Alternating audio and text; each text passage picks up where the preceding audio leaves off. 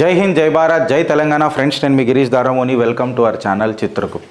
నా వెనకాల మీకు స్లైడ్ చూడంగానే మీకు అర్థమైపోయి ఉంటుంది నేను ఇప్పుడు ఏం మాట్లాడాలని అనుకుంటున్నాను. ఎస్, తిరుపతిలో మొన్న జరిగిన హ్యూమన్ స్టాంపీడ్ తొక్కిసలాటల 6 మంది తొక్కిసలాటల వాళ్ళు నిజంగా చెప్పాలనంటే నాకు నోట్లకి మాట కూడా వస్తలేదు, వాళ్ళు మరణించిండ్రు. పాయింట్ ఏంటంటే పవన్ కళ్యాణ్ కూడా దీని మీద ఇప్పుడే ఒక స్టేట్మెంట్ ఇచ్చిండు. ఏమని అన్నాడంటే, ఇప్పటిదాకా ఎవడు క్షమాపణ చెప్పే ఉద్దేశం కూడా ఉందా లేదా నాకు అర్థమైతలేదు. కాకపోతే ఖచ్చితంగా మీ దగ్గర ఆప్షన్ లేదు, ఖచ్చితంగా చెప్పాల్సిందే. మీరు ఈఓలు ఉన్నారు, చైర్మన్లు ఉన్నారు, వీళ్ళందరూ ఉన్నారు. మనం బాధ్యత తీసుకోవాలా. నేను ఆ కుటుంబీకులను కలిసినప్పుడు నాకు మనసు చలించిపోయింది. ఇన్ఫాక్ట్ చెప్పాలనంటే నా కళ్ళలో నీళ్ళు వచ్చేసినాయి. రాజకీయాలలో ఉన్నాం కరెక్టే, కానీ మనం మనుషులము, మానవత్వం మర్చిపోయి పని చేయలేము అని చెప్పి పవన్ కళ్యాణ్ అన్న మాటకు చిత్రగుప్త సమర్థిస్తుంది అని అంటే ఖచ్చితంగా సమర్థిస్తుంది. ఒక మానవతా దృక్పథంలా మాట్లాడిండు ఇవాళ power star Pawan Kalyan. In fact power star అని నేను ఎందుకంటే అది సినిమాలు కాబట్టి. ఇక్కడ మాట్లాడింది డిప్యూటీ సీఎం పవన్ కళ్యాణ్. ఆయన అన్న మాటల నిజాయితీ కనిపించింది అంటే ఖచ్చితంగా కనిపించింది. ఆయన కళ్ళల్లో ఖచ్చితంగా మనుషుల పట్ల బాధ కనిపించింది అంటే ఖచ్చితంగా కనిపించింది. నేను కంప్లీట్ గా ప్రెస్ మీట్ ఇప్పుడు కూడా ఇంటనే ఉన్నా. వివిధ అంశాలను ఆయన మాట్లాడుకుంటా అసలు దీన్ని ఆర్గనైజ్ చేసే కెపాసిటీ మీకు ఉన్నదా, మీకు అసలు ఎట్లా చేయాలనో తెలుసా, ఎక్సెట్రా ఎక్సెట్రా అని అన్ని టాపిక్లు మాట్లాడిండు. లాస్ట్ ఆయన అండర్లైన్డ్ వర్డ్ ఏమని మాట్లాడిందంటే, ఎవరికి ఏం ఆప్షన్ ఇక లేదు, మీరు ఖచ్చితంగా క్షమాపణ చెప్పాల్సిందే అని చెప్పి డంకే చోటు నిలదీసి మాట్లాడిండు. పవన్ అన్న, నేను ఆ రోజు కూడా మీకు చేతులు జోడించి నమస్కారం చేసిన, ఈ రోజు కూడా చేస్తున్నా. ఏందనంటే, మీరు ఒక హోప్ మాకు కనబడాలనంటే, నేను సీరియస్గా మాట అంటున్నా పవన్ అన్న, మీరు మాకు ఒక హోప్ కనబడాలనంటే, నేను నిన్న కూడా చంద్రబాబు నాయుడు గారి మీద మాట్లాడినా, ఈ రోజు కూడా నేను ఇప్పుడు ఆయన గురించే మాట్లాడుతున్నా. Because is the CM. ప్రతిదీ డిజిటల్గా అనాలిసిస్ చేసి ప్రజలకు ఏం కావాలనో ఎట్లుండాలనో అలా ఈజ్ ఆఫ్ గవర్నెన్స్ ఎంత ముంగటి అంటే ఈజ్ ఆఫ్ గవర్నెన్స్ ఎట్లా చేయాలని అన్నది ఎవరైనా చంద్రబాబు నాయుడు దగ్గర నేర్చుకోవాలి అని అంటే నేర్చుకోవచ్చు అని చెప్పి మాట్లాడతారు. Digital CM. And more over, నేను ఒక చీఫ్ మినిస్టర్ని కాదు, నేను ఒక సిఈఓ, రాష్ట్రానికి ఒక సిఈఓ అని చెప్పి చెప్పుకున్న మొట్టమొదటి ముఖ్యమంత్రి ఎవరైనా ఉన్నారు దేశంలో అంటే అది నారా చంద్రబాబు నాయుడు గారు. ఇప్పుడు మనం ఫ్యాక్ట్ జర క్లియర్ కట్గా ఆలోచించి ఇప్పుడు మనం దీన్ని విశ్లేషిస్తే, ఇలా వైకుంఠ ఏకాదశి దర్శనం, ఆ దేవదేవుడి ఏమంటారు దివ్య ద్వారము తెరుస్తారు, భక్తులు తహతహలాడతారు, అది కామన్. నేనేమంటా అంటే, అది కేవలం టీటీడీఏ కౌంటర్లు పెట్టాలా? నేను ముఖ్యమంత్రి గారిని అడుగుతున్నా. ఇవాళ పవన్ కళ్యాణ్ గారిని సాక్షి చేసి ముఖ్యమంత్రి గారిని అడుగుతున్నా, కేవలం టీటీడీఏ కౌంటర్లు పెట్టాలనా? వేరే ఆప్షన్ మనకు లేదా? ఈ మాట నేను ఎందుకు అంటున్నానంటే, దేశవ్యాప్తంగా మనకెన్నో, ఇన్ఫ్యాక్ట్ మీ రాష్ట్ర వ్యాప్తంగా, దేశవ్యాప్తంగా అనొద్దు, రాష్ట్ర వ్యాప్తంగా మనకెన్నో మీ సేవా సెంటర్లు, ఈ సేవా సెంటర్లు ఉన్నాయి. ఇప్పుడు మీరు కౌంటర్లు ఎందుకు పెట్టినాము అని చెప్పి మాట్లాడితే, ఎవరికైతే ఆన్లైన్లో చేసుకోనికి రాదో వాళ్ళు ఖచ్చితంగా కౌంటర్లకు రావాల్సి వస్తుంది కదా అని చెప్పి మనం మాట్లాడుతున్నాం. నేనేమంటా అనంటే, ఒక టైం స్లాట్ పెట్టి ఈ టైం నుంచి ఈ టైం వరకు మీ సేవలలో కూడా చేస్తారు అని అంటే, పబ్లిక్ ఇక్కడ ఉన్న వాళ్ళు అక్కడనే ఉంటారు కదా, ఇక్కడ రారు కదా, ఎవడైనా చేసుకోవచ్చు కదా. పర్సంటేజ్ ఆఫ్ కోటా ప్రతి ఒక్క మీ సెంటర్కి, ఈ సెంటర్కి, ఈ సేవా సెంటర్కి డిక్లేర్ చేసేస్తే ఆటోమేటిక్గా అది సెట్ అవుతుంది కదా. దీని తర్వాత ఒక కన్ఫర్మేషన్ SMS కూడా ఒక రోజు ముందు భక్తులకు పంపించేసిన, అప్పుడు ఆ కన్ఫర్మేషన్ మెసేజ్లో ఏదైనా పర్సనల్ ఎమర్జెన్సీస్ రావచ్చు కదా మనుషులు అన్నాక. నేను టికెట్ తీసుకుంటా, ఆ తర్వాత నాకు ఒక పర్సనల్ ఎమర్జెన్సీ వస్తుంది, నాకు పర్సనల్ ఎమర్జెన్సీ వచ్చిన తర్వాత నేను ఆ దేవదేవుడు దర్శనానికి రాలేకపోవచ్చు, అనివార్య కారణాల వల్ల నేను రాలేకపోవచ్చు.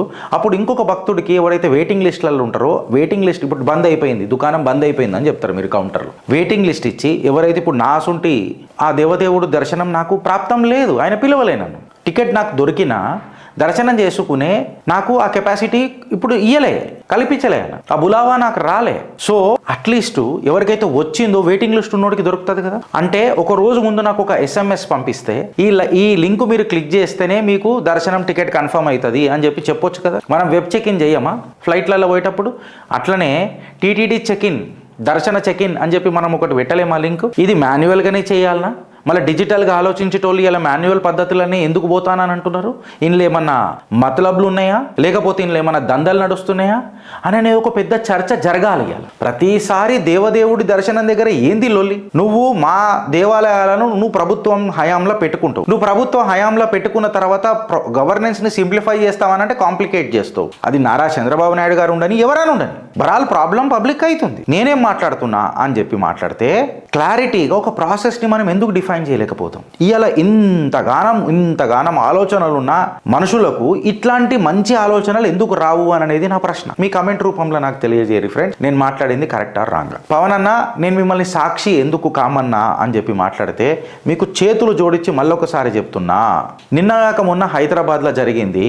దీనివల్ల మా ముఖ్యమంత్రి ఏమైనా నేర్చుకున్నా అంటే, మాకు ముఖ్యమైన ముఖ్యమంత్రి ఉన్నాడు, ముఖ్యమైన ముఖ్యమంత్రి మాకు లేడు, ముఖ్యమైన మంత్రి మాకు లేడు. అట్లీస్ట్ స్పందించే మనసున్న ఇవాళ ఒక మనిషి ఉన్నాడు. నేను మిమ్మల్ని డిప్యూటీ సీఎం లెక్క కూడా కన్సిడర్ చేస్తలేనన్నా, తప్పర్థం చేసుకోవద్దు. కనెక్ట్ కానికి ప్రయత్నం చేస్తున్నా. ఎప్పుడెప్పుడైతే మీరు ఒక్కొక్కసారి నాకు డిస్కనెక్ట్ అవుతారు, మళ్ళీ అప్పుడప్పుడు ఒక పని చేస్తారు, ఇగో వీడికని ఇట్లా కనెక్ట్ అవుతారు. మీరు ఫికిలా నేను ఫికిలా అన్నది పక్కకు పెడితే మన ఇద్దరి ఆలోచనలు ఒకటేనా అని చెప్పుకుంటే ఎస్, ఒక సనాతన సోదరుడు లెక్క నేనేం ఆలోచిస్తానో ఒక మనిషి లెక్క మీరు కూడా అట్లనే ఆలోచిస్తున్నారు. స్పందించాలి కదా, స్పందించరా, క్షమాపణ కూడా చెప్పరా అన్న మీ మనస్తత్వం, మీ లోపల ఉన్న మనిషిని నాకు బయట పరిచయం చేస్తుంది పవన్ అన్న. కట్ చేసి సీన్ లోపలికి పోతే పవన్ అన్న, మీకు చేతులు జోడించి నేను విజ్ఞప్తి ఎందుకు చేస్తున్నా అని చెప్పి మాట్లాడుతున్నానంటే, 2014 డిజాస్టర్ మేనేజ్మెంట్ పాలసీ మనం ఎందుకు ఇంప్లిమెంట్ చేస్తలేము రాష్ట్రాలు? ఇవాళ ఒకటి గుర్తు పెట్టుకోవాలా, నేను డిజాస్టర్ మేనేజ్మెంట్ అని ఇక్కడ చెప్పిన, డిజాస్టర్ మేనేజ్మెంట్ అని ఎందుకు చెప్పినా అని చెప్పి మాట్లాడితే, ఇక్కడ మీరు అర్థం చేసుకోవాల్సిన విషయం ఏందనంటే, డిజాస్టర్ మేనేజ్మెంట్ గురించి ఎందుకు మాట్లాడాలనంటే, ఇవాళ ప్రపంచ స్థాయిలో అత్యంత జనాభా కలిగిన దేశం ఏదన్నా ఉన్నది అని అంటే అది మన భారతదేశం. 140 కోట్ల జనాభా ఆల్రెడీ దాటిపోతున్నాం. అత్యంత జనాభా కలిగిన దేశం భారతదేశం. ఇంత పెద్దటి జనాభా కలిగిన దేశంలో క్రౌడ్ మేనేజ్మెంట్ అనేది ఇంపార్టెంటా కాదా? కొన్ని సంఘటనలు ఉన్నాయి, లక్షల మంది, వేల మంది, కోట్ల మంది అక్కడ ఉన్నా ఈ తొక్కిసలాట జరగదు, హ్యూమన్ స్టాంపీడ్ అనేది జరగదు. బట్ ఒక్కొక్కసారి 50-60 మంది ఉంటారు, 100 మంది ఉంటారు, 200 మంది ఉంటారు, 500 మంది ఉంటారు, 1000 మంది ఉంటారు.